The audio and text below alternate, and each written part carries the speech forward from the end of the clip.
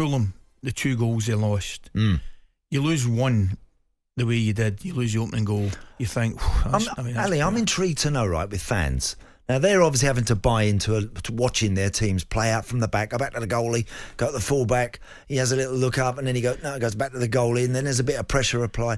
I want to know what the fans are thinking when this is going on. Are they sitting there going, lovely stuff, lads, lovely, like this is pretty, this is good, or are they sitting there going, get rid of it, get it gone, shift it? Well, that's my point. I mean, you ask Fulham fans right now if they thought that was a good idea. As the Fulham fans were watching Calvin Bassey trying to do what he's being told to do, in fairness to him, it's the policy of a lot of these managers nowadays. A lot of these coaches get so wrapped up in my team play this way, my team play that way, instead of how about getting your team, when you're 2-0 up with 10 minutes to go, to just do whatever's required to get over the line.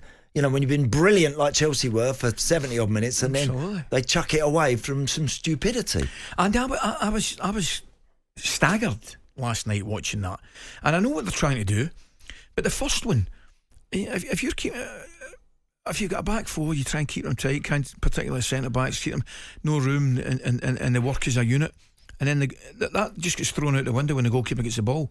Bassey is effectively in the right back position, and the other centre back is 40 yards away, and when the ball breaks into Son for the first goal, I mean, in fairly to him, he runs 15 yards to get across, but because his momentum's going that way, Son just sidesteps him. Great finish.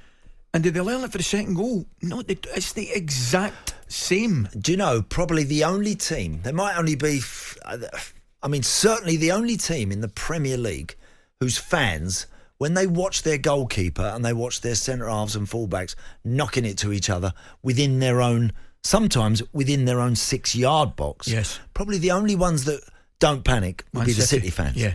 Right? They'd be because they've seen it so often, and their goalie is the best, I think, with the ball at his feet. By a mile. And he's incredible.